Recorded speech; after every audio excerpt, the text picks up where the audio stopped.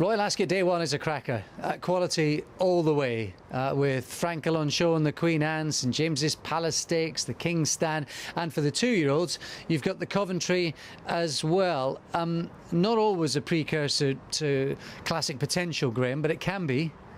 It can be. Some really good horses have come from that race. Some really good horses have been beaten in that race, like Henry the Navigator, for example. I think he got a really bad trip. I think Rock of Gibraltar might have been beaten in the race. But anyway, that's a long time ago. More recently, we had Strong Suit winning. He might be back at Ascot to take on Frankel next week. I hope he is. And we have the annual conundrum between the best of the British and the Irish Raiders. Well, best of the British, and there are one or two cropping up quite nicely to follow in the hoofprints of the likes of Camford Cliffs, including Sir Salot, who we saw in action on Racing UK, earning rave reviews. We'll take this race from the start. You see Sir Salot in the Tinkler colours on the inside. And it's a performance that's earned rave reviews both in and out of the weighing room, Graham. Yes, I understand why one or two people are yet to be completely convinced, because the Mark Johnson pair, Bailey's Jubilee and is it Windhawk, Stormhawk, either way they went off really hard. They took each other on, or appeared to do, from an early stage. They've got a break of about 2.5 lengths on the field, and Supran Salot, is he quite as good as he looked here? Well, he looked very good, because he stalked the pace, got plenty of cover. When a gap came, he was there, rode the rail as long as he dared, and then came up and just blitzed the front runners for speed. So to win a national stakes by, was it 4 or 5 lengths in the end, is a very impressive achievement. It hasn't always been the best springboard towards the Coventry Stakes. It's almost a decade, I think, since a horse won both races. But that's a really impressive sustained burst of speed to beat subsequent winners and beat them pointless. Yeah, and I think more impressive for the fact that he travelled hard onto the bridle and had to be reined back. He had to quicken not once but at least twice, and then when he did that second time, he put daylight between his rivals. Yeah, it might be as well just to be careful on the anti-pulse front, because he has twin options in the Coventry Stakes and the Norfolk Stakes, and Richard Hannon will want to shuffle the pack. He has candidates, probably several candidates for both races, but based on the way he came up that hill, 6 furlongs at Ascot for the Coventry shouldn't be a problem at all. Well, Englishman is a horse who you'll have seen in the papers in recent days, is coming from a race that's working out particularly well.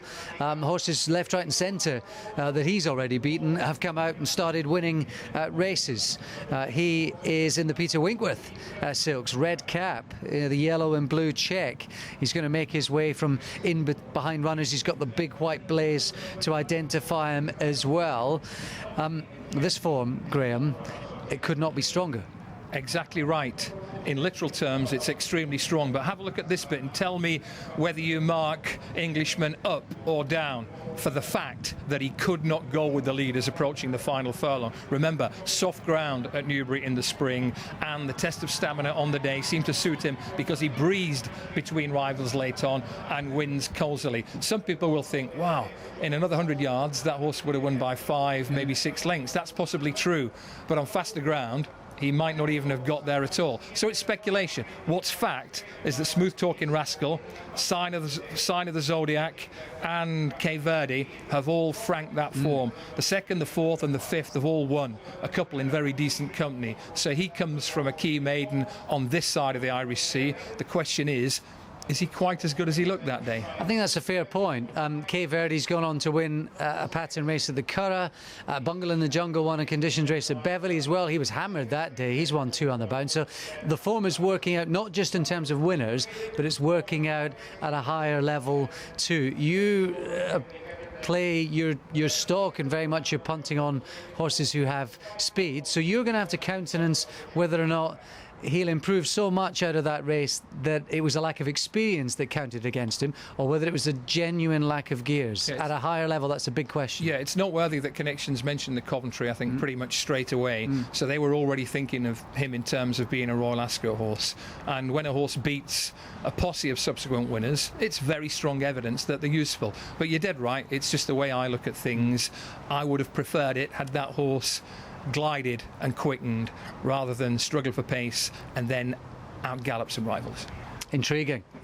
And quality. There you see Don Approach 11-4. Supran Salot, so impressive at Sandown, is 4-1. Englishman is in there at 7-1. Those are just a couple we mentioned. Jala, Hamdan, a horse who won the other day, quite impressively appearing from left field too. And Funk's old brother, who has sprinted through to win well at York, is in there as well. Well, Jala is a stablemate of Supran Salot, so the Hannon team have to combine their options. The other ones to mention here, Dawn Approach is 3 from 3 for Jim Bolger, and he looks good, and he looks to know his job really well. Yeah. And he beat a Hannon horse, Mr. Mark, in really, really good style in Ireland last time. So he has twin options. He could go for the Chesham as well.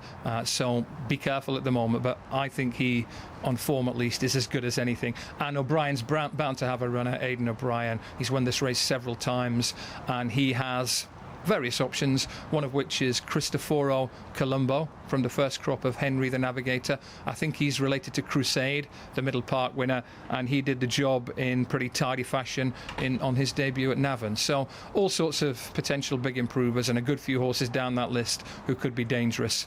But from our side of the Irish Sea, I think Supran Salot has to take high rank, and from the other side of the Irish Sea, I would be very, very wary of opposing Dawn Approach. So those are prospective stars on a day of stars on the opening afternoon at Royal Ascot.